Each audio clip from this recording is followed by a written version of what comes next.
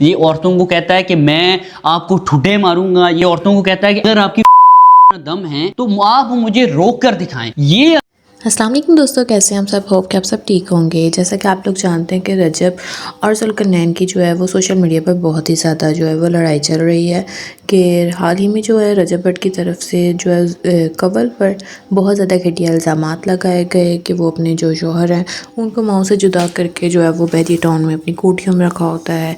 इस किस्म के बहुत ज़्यादा फजूल इल्ज़ामात रजब और उनके दोस्तों की तरफ से जुल्करनैन और कवल पर लगाए जा रहे थे, जिसका जुल्करनैन ने हाल ही में कहा था कि मैं इसका बहुत जल्द जो है वो जवाब दूंगा। और अभी रिसेंटली जो है वो जुल्करनैन की तरफ से इसके मुतालिक जो है एक वो डिटेल्ड वीडियो जो है वो शेयर की गई, जिसमें उन्होंने इस फैमिली को फितना फैमिली करार दिया और इसका टोटली बायकॉट करने का कहा।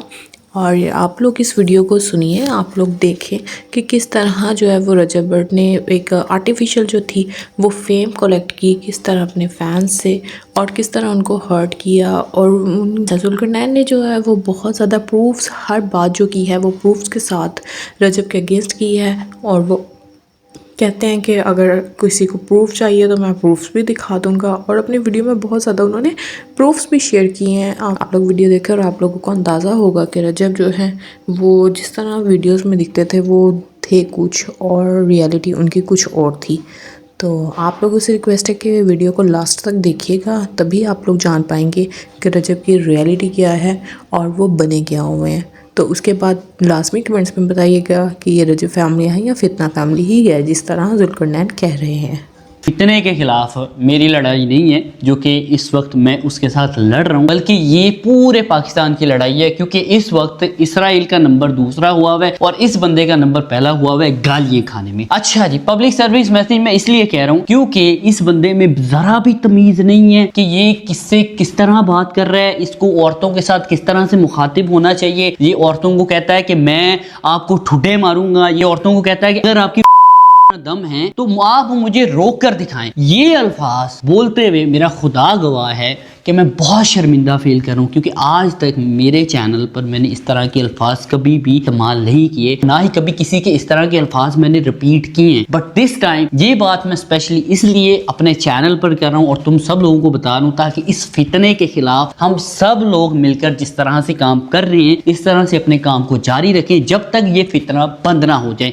ये कहते हैं ना कि मैं हूँ रजब फैमिली, ये रजब फैमिली नहीं है, ये फितना फैमिली है। एक और चीज़ बताता चलूँ कि ख़ानदानी और बदनस्ले बंदे में फ़र्क ये होता है कि जो ख़ानदानी मर्द होता है ना, वो कभी भी किसी की फैमिली को टारगेट नहीं करता, वो सिर्फ और सिर्फ मर्दों की लड़ाई लड़ता है। इसीलिए जब हमारे जो एडिट्स बनाने वाले हैं या हमारे जो फॉलोअर्स हैं या हमसे मोहब्बत करने वाले लोग हैं वो इसकी फैमिली के खिलाफ एडिट्स बना रहे थे, तब तेरी सो कॉल्ड बहन ने ही उनको कॉमेंट करके कहा था कि प्लीज़ प्लीज़ प्लीज़ आइंदा के बाद मुझे और उसकी बहन को कभी भी इस तरह की चीज़ों में नहीं लेकर आना। दरअसल एक अदद हमारी ही वो बहन है जिसके साथ जुल्म हो रहा था, सितम हो रहा था। जब भी हम किसी का घर विजिट करने जाते थे, किसी दावत पर जाते थे, तो हम फील करते थे इस चीज़ को, इस औरत की इस घर में टगे जितनी इज्जत नहीं है। वो एक शख्स वैसे कह रहा था कि उसने हमें तकरीबन कुछ महीनों से ना इग्नोर करना शुरू किया है, लेकिन असल हकीकत आज की इस वीडियो में बयान करूंगा कि उसने हमें इग्नोर करना शुरू नहीं किया, बल्कि हमने उसको इग्नोर करना शुरू किया, क्योंकि हमें एहसास हो गया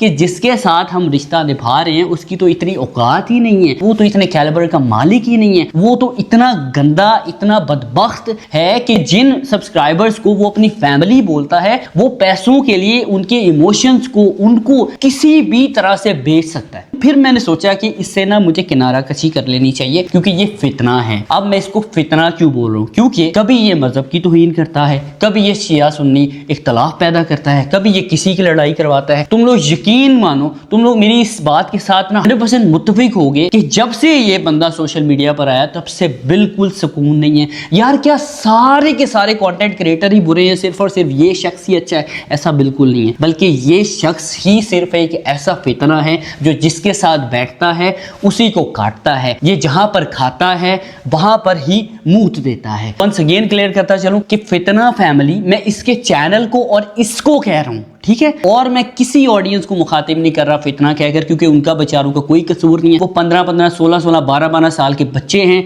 जिनको अभी शऊर नहीं है कि उनको ये पहचान हो सके कि गलत कौन है और सही कौन है। ये सिर्फ और सिर्फ अपनी बदमाशियों का कल्चर दिखाकर और अपने घर की खवातीन को इंसल्ट करके बताना और सिखाना उन बच्चों को ये चाह रहा है कि मर्द असल में इस तरह का होता है। लेकिन मर्द असल में इस तरह का नहीं होता।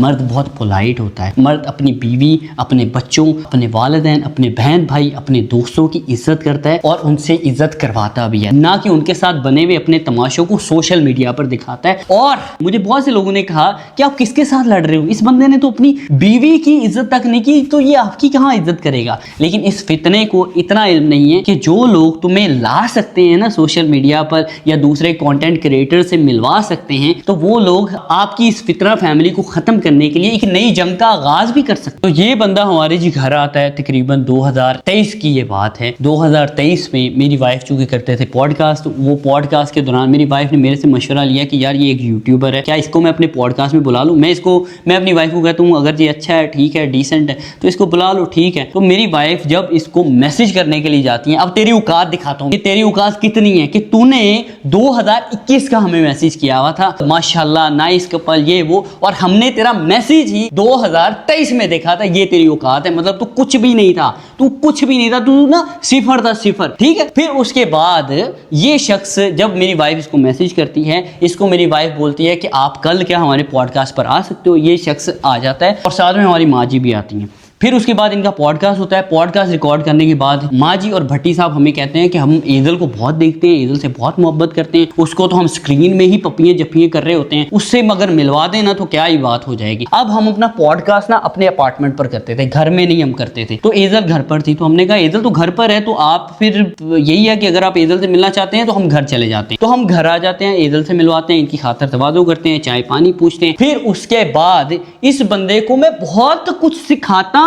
मैं इसके टीचर के तौर पर, एक अच्छे ब्रदर के तौर पर इसको बहुत सी चीजें समझाता हूँ, बताता हूँ। आज ये जो कह रहा है ना कि मैं किसी की सपोर्ट से नहीं आया, मैंने तो अपने दम पर ये फैमिली खड़ी की है, और मेरी जान तेरे च इन्ना दम ही नहीं सी कि तू साडे ना मिल भी पांदा, ठीक है। ये शख्स खुद ही मेरी वाइफ को अपनी बहन बनाता है, फिर मेरी जो बेटी है उसको अपनी भांजी बनाता है, हमारा रेगुलर हाल चाल पूछता है, हमारे घर आता है, ईदें लेकर आता है, शबरातें लेकर आता है। जैसे कि एक भाई को अपनी बहन का हक अदा करना चाहिए, उस तरह से ये हमारे साथ चलता है। और हम भी इसके साथ वैसे ही चलते हैं जैसे हमें चलना चाहिए अपने एक भाई के साथ, बिल्कुल साफ सुथरे होकर। जैसे हम अपने लिए सोचते हैं वैसे ही हम इसके लिए भी सोचते थे। जिस बंदे को इसने अभी काटा है, जिस बंदे को गाली दी है, उन लोगों से हम इसको मिलवाने वाले थे, ताकि इसका भी पता चले कि ये भी कोई यूट्यूबर एग्जिस्ट करता है। चाहे तब ये छोटा था, लेकिन है ये अभी भी छोटा। पिछले दिनों में सोशल मीडिया पर देख रहा था कि ये अपनी वाइफ को कह रहा होता है कि इनकी तो शादी भी मैंने खुद कोलैब कर करके करवाई है, इनके पास तो पैसे ही नहीं थे। ओ मेरी जान, तेरी इतनी औकात ही नहीं थी कि तू अपनी शादी भी कर सकता। तेरी शादी के कपड़े, तेरी वाइफ का मेकअप, तेरी वाइफ के कपड़े, ये सारी की सारी चीजें हमने तुझे कोलैब में दिलवाई थी, और तुझे पैसे भी दिलवाए थे। 16 लाख रुपया एक जगह से हमने तुझे दिलवाया था, और तरले कर करके दिलवाया था कि यार ये एक यूट्यूबर एग्जिस्ट करता है, प्लीज इसके साथ कोलैब कर लो, इसको इस वक्त पैसों की जरूरत है, इसकी शादी है। खासकर तेरा जब निकाह भी था ना, तब भी मेरी वाइफ का ये वॉइस नोट पहले तुम लोग सुनो। अस्सलाम वालेकुम बुशरा, क्या हाल है? ठीक हो? अच्छा यार, एक वो है रजब फैमिली व्लॉग वाला, देखो ज़रा, उसका भी निकाह है और उससे पहले उसने उपटन करना है, तो देख ले तूने उसके साथ कोई सीन करना है, क्योंकि उसकी माशाल्लाह आजकल व्यूअरशिप बहुत अच्छी आ रही है। तब भी मेरी वाइफ एक ब्यूटी प्रोडक्ट वाले को मैसेज करती है स्पेशली इस बंदे के लिए, और अभी कहता फिर कि मुझे तो किसी ने कुछ सपोर्ट नहीं किया, मैं तो अपने बलबूते पर आया हूँ, इनकी तो उसमें इतना। मैं ना ये लफ्ज बोलते हुए भी शर्मा रहा हूँ कि यार किसी औरत को मुखातब करते हुए आप इस तरह की बात कर सकते हैं? नहीं कर सकते। एक खानदानी आदमी तो खास तौर पर नहीं कर सकता, लेकिन बदनस्ले जिनको अभी तक यही अंदाजा नहीं हुआ कि हमारी कास्ट क्या है, वो इस तरह की बात जरूर कर सकते हैं। तेरे इवन निकाह पर भी हमने तुझे कोलैब के जरिए पैसे दिलवाए ताकि तू निकाह अच्छे तरीके से कर पाए। अब अगर तू वाकई ही कोई इंसान है, इंसान खानदानी, तो मैं तुझे नहीं बोल सकता। ये सारी बातें जो मैं अभी कर रहा हूँ ना, इनके मुतालिक कुरान उठाना, और कुरान उठाने के बाद अपनी वीडियो में इस बात की गवाही देना कि मैं अगर एक भी बात झूठ बोल रहा हूँ। इस बंदे को सिर्फ और सिर्फ पैसे की लालच चाहिए, पैसे के लिए किसी को भी बेच दे, वो चाहे कोई भी रिश्ता क्यों ना हो।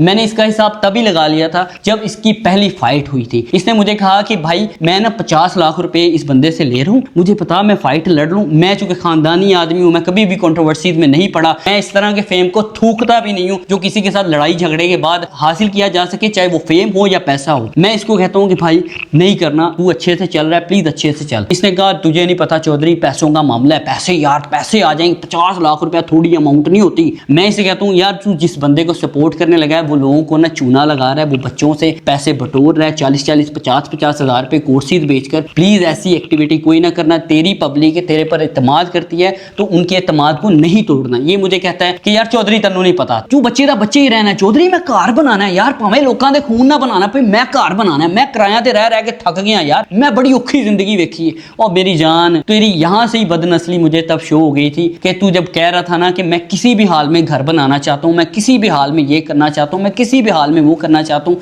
एक खानदानी आदमी जिसके माँ बाप ने मेहनत की हो, मेहनत से उसको पाला पोसा हो, वो कभी भी इस तरह की सोच का हामिल नहीं होता। वो हमेशा मेहनत करके कुछ बनाने का हामिल होता है। वो कभी भी लोगों को एतमाद को तोड़ता नहीं है। मैं इसे पूछता हूँ कि यार क्या किया, कम अज कम तू ये लड़न ही लग गया है ਉਹਦੇ ਨਾਲ ਤੇ ਉਹਨੂੰ को मुक्के सुनने मार के हरा भी देता। तब ये उसी टाइम मुझे बेड पर कहता है चौधरी है ਜਿਹੜਾ डाला ਮੈਨੂੰ रैप्टर ਲੱਭ ਰਿਹਾ ना ਐਂ ਜੀ नहीं ਲੱਭਦਾ ਹੁੰਦਾ। ਤੇ ਹਾਰਨ ਦੀ भी गल ਹੋਈ ਸੀ पहले, ऐसे वास्ते मैं उनको कुछ किया नहीं है, मैं हार गया। और इसकी जो ऑडियंस है वो इसके लिए रो रो कर मर गई, वो इसके लिए दुआएं कर कर के मर गई। तब मैंने इसके मुंह पर लानत भेजी कि लानत हो तेरी शक्ल पर। ये 40-50 लाख रुपए ना कंटेंट क्रिएटर जिंदगी में बड़े देखते हैं, हजारों देखते हैं, लेकिन वो कभी भी इस तरह की हरकत नहीं करते कि वो किसी को कुट खा लन। ਇਹਦਾ मतलब तू कल पैसों वास्ते ते कुछ भी कर लेगा, तेन कोई कहे ना कि पैसे दवांगा तो कपड़े अपने ला दे, तो तू तो कपड़े भी ला देंगे। तब ये चुप कर गया था। और तू सारे कंटेंट क्रिएटर्स को कह रहा है कि तुम लोगों के बंदे 10-10 सालों से काम कर रहे हैं, लेकिन मेरे जितनी अभी भी उनकी औकात नहीं बन पाई, उनके पास मेरा पैसा नहीं है। और मेरी जान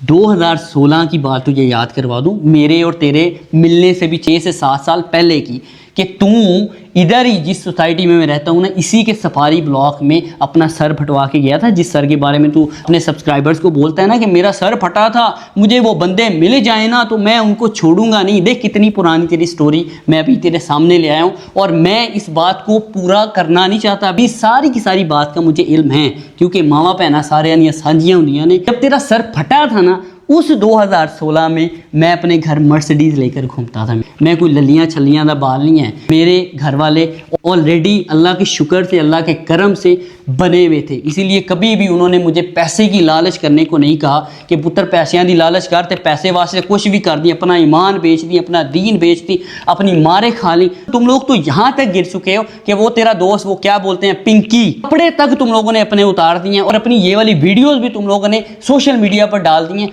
सिर्फ और सिर्फ पैसे और फेम की लालच। यार बड़ा पैसा करता है यार, उन पैसे के नाल इज्जत खरीद के वहां ना नहीं खरीद सकता मेरी जान, गालियां ही खाएगा, और ता क़यामत गालियां खाएगा तू। इनके सर पर तू उछलता है ना, वो भी हमारे अपने ही है। एक सेकंड एक सेकंड लगेगा, तुझे नहीं ना पता, मैंने कभी ना शौकिया नहीं मारी सोशल मीडिया पर आकर कि मेरा खानदान कौन सा है, मैं कहाँ से बिलोंग करता हूँ। मैंने कभी अपनी मामे चाचों का लाइफस्टाइल नहीं दिखाया, शौकिया नहीं मारी, क्योंकि असी पिछों रजे हैं। अगर असी पिछों भुखे होंगे ना तो साढ़े कोई थोड़ा जिहा जो पैसा आना सी ना, असी तेरे यार पुत्र जाने ला वो पता नहीं क्या हो गया भाई, ओए ये दुनिया में अकेला अमीर पैदा हो गया है जिसको पैसे के साथ साथ शोहरत भी मिल गई। अब इसकी पाँव तो ज़मीन पर लग ही नहीं रहे, ये बंदे को बंदा समझ ही नहीं रहा। जब किसी की बहन को आप कह रहे होते हैं ना कि 150-150 रुपया लिए ने, उनको भी तकलीफ होती होगी। इसीलिए इंसानियत थोड़ी सी अपने अंदर पैदा करो।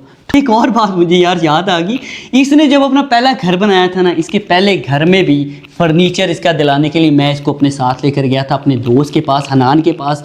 वहाँ पर मैंने इसको फर्नीचर दिलाया, हनान के आगे हाथ जोड़े कि प्लीज़ इसको थोड़ी बहुत रियायत कर दे, इसके साथ थोड़ा बहुत कोलैब कर ले, थोड़े बहुत ये तुझे पैसे दे देता है तो इसको फर्नीचर दे दे इसके नए घर का। तो हनान ने मेरे कहने पर तुझे तेरे नए घर का फर्नीचर दिया। फिर उसके बाद जब तूने दूसरा घर जहाँ पर अभी आप रहते हैं, बादशाह सलामत का महल, उस घर में भी जब तूने वो घर बनाया तो तब तुझे फर्नीचर की ज़रूरत थी, तो तू सीधा हनान के पास चला गया था। हनान ने तुझे कहा कि भाई मैं तुझे नहीं जानता ना, मैं तुझे ऐसे फर्नीचर दूंगा, जा जुल्करनैन को अपने साथ लेकर आ, फिर मैं तुझे फर्नीचर दे दूंगा। फिर तूने मुझे कॉल की तो मैंने तुझे कहा कि ठीक है भाई चलते हैं, 2-3 दिन तक प्लान करते हैं। फिर मैं तेरे साथ गया, जाकर मैंने तुझे फर्नीचर हनान से दिलवाया। तब तू फिर हनान से खुद ही डील करने की कोशिश कर रहा था, तो हनान ने तेरा मुंह रोक दिया था कि चुप कर जा, जुल्करनैन जो कहेगा वो करूंगा, उसके अलावा कुछ नहीं करूंगा। देख जिस फर्नीचर पर तू सो रहा है ना, वो भी तुझे मैं ही अपने साथ लेकर गया था और दिलवा कर लाया था। अगर तू भूल गया ना इस बात को तो टेंशन नहीं ले, सीसीटीवी फुटेज निकाल लूँगा। और वैसे भी हमारी बहन गज़ल भी साथ थी, उनसे पूछ लेना कि यही बातें हुई थी ना, इसी तरह से हम फर्नीचर लेकर आए थे ना, हमारे बगैर तो तुझे कोई फर्नीचर नहीं दे रहा था मेरी जान, क्योंकि तेरा स्टैंडर्ड इतना लो है। लोग तुझे पहचान चुके थे कि तू कितना गिरा हुआ है। तू कहता मैं सबसे महंगा यूट्यूबर हूँ, तू सबसे सस्ता यूट्यूबर है। मेरे दोस्त इतने मेरे साथ सिंसेर हैं कि क्या बताऊं। और मेरी जान है, तू हमारे तरले करता था कि मेरे दोस्तों के पॉडकास्ट कर लूँ, इसके भी प्रूफ दिखा सकता हूँ। मैं यहाँ पर जो भी बात कर रहा हूँ विद प्रूफ कर रहा हूँ, मेरे पास एक एक चीज़ का प्रूफ पड़ा हुआ है। और तूने हमें क्या इग्नोर करना है, ये इग्नोरेंस बस बाद में आता हूँ, दोस्तों की पहले बात बता देता हूँ। तू कितना सगा है अपने दोस्तों के साथ और तेरे दोस्त तेरे साथ कितने सगे हैं कि तेरे दोस्त जो अभी रिसेंट ब्लॉग में जिसमें तू औरतों के लिए बुरे अल्फाज यूज़ कर रहा था ना, उसी रिसेंट ब्लॉग में तेरा एक दोस्त बैठा हुआ था जो कह रहा था कि रजब भाई तो बड़ी जल्दी किसी पर एतमाद कर लेते हैं। वो तेरा दोस्त और एक और तेरा दोस्त, उसी का ही पुराना दोस्त, ठीक है, खुद ही समझ जाओ। कमेंट सेक्शन में बताना भी मुझे कि किसकी मैं बात कर रहा हूँ। वो मेरे पास आकर बैठे हुए थे और तेरी इतनी बातें वो मुझे बता कर गए थे। तुझे मैं यहाँ पर अगर सुनानी शुरू करूँ ना तो तन्नू भी पता लग जाए कि किन्ने हो तेरे सगे ने। और उसके बाद तेरी अगर बातें मैंने उनको अभी यहाँ इसी प्लेटफॉर्म के जरिए सुना दी ना तो उनको भी पता चल जाएगा कि तू उनका कितना सगा है, क्योंकि तूने भी मेरे साथ उनके मुतालिक बातें की हुई हैं। तेरे दोस्त आकर जब मुझे बताते थे ना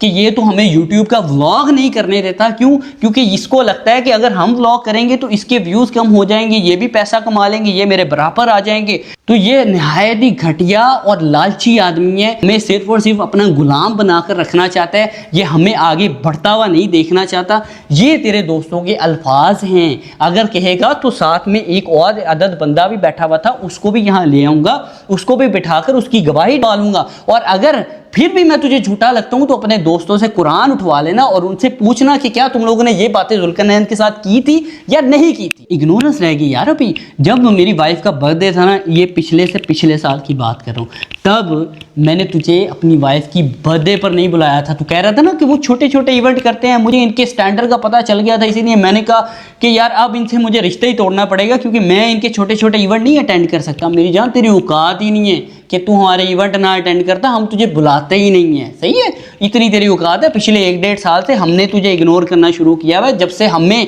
पता चल गया कि तू फितना फैमिली है। फिर उसके अलावा बताता चलूँ कि इसको मैंने अपनी वाइफ की बर्थडे पर नहीं बुलाया, लेकिन मैंने अपनी दूसरी बहन, इनकी भी बहन है गज़ल बहन, उनको मैंने बुलाया, उनको मैंने इन्विटेशन शेयर किया। फिर उसके बाद उनका मुझे वॉइस नोट आता है। अगर इस बात पर भी एतबार ना हो तो भी कंटिन्यू रखूँगा, अगर तुम सुधरे नहीं, अगर तुम तमीज़दार अल्फाज जितने कंटेंट क्रिएटर्स हैं उनके लिए इस्तेमाल नहीं करोगे तो फिर टू बी कंटिन्यू में तुम्हारे वॉइस नोट भी चला दूंगा, जिससे तुम्हारी औकात का लोगों को अंदाज़ा हो जाएगा कि तुम्हें वो नहीं बुलाते थे तुम, लेकिन अपनी बहन को कहकर मैसेज करवाते थे कि वो रजब भाई को तो इस चीज़ का अंदाज़ा ही नहीं है कि कवल की बर्थडे है, तो वो कह रहे हैं मैं तो जा रहा हूँ, मुझे तो इन्विटेशन ही नहीं आया। तो फिर मैं ढीठ पड़ जाता हूँ कि यार देखो ये मुझे खुद बोल रहे हैं कि रजब को मैंने इन्वाइट नहीं किया, नहीं तो इनको खुद ब खुद अंडरस्टैंड कर देना चाहिए कि हम उसको नहीं बुलाना चाहते। वो अपने कुछ लफंडर दोस्तों को हमारी फैमिली गैदरिंग में ले आता था और हमें वो चीज़ बर्दाश्त नहीं थी। तो इसी बात पर फिर मैंने वॉइस नोट किया, वो भी मैंने झूठ बोला कि ये थोड़ा सा ढीठ ना फील कर जाएं, क्योंकि मैं एक अच्छे दिल का इंसान हूँ, इसलिए मैं कभी भी किसी अपने को ढीठ फील नहीं करवाता। अच्छा जी, फिर मैं उनको मैसेज करता हूँ, नहीं मैंने तो रजब को मैसेज किया है, शायद वो उसको सेंड नहीं हुआ मैसेज। फिर मैं उसी टाइम में रजब को इन्विटेशन भेजता हूँ और वो फिर से वही काम करता है, कुछ 3 से 4 बिन बुलाए मेहमानों को अपने साथ ले आता है। वो बैठते हैं, वो खाते हैं, वो पीते हैं, वो नखरे दिखाते हैं आपको बिला वजह के। थोड़ी सी बोता पाइए ना तो फिर बंदा इंदे नखरे बखानता है, वो नखरे दिखाते हैं, मैं उनके नखरों को बर्दाश्त करता हूँ। लेकिन मैं उस टाइम पर ये ज़रूर समझ लेता हूँ कि जुल्करनैन ये तेरे स्टैंडर्ड के बिल्कुल नहीं है, तू इनको जल्दी जल्दी से फारिग करा, क्योंकि इनके साथ तेरा गुजारा नहीं चल पाएगा, क्योंकि बहुत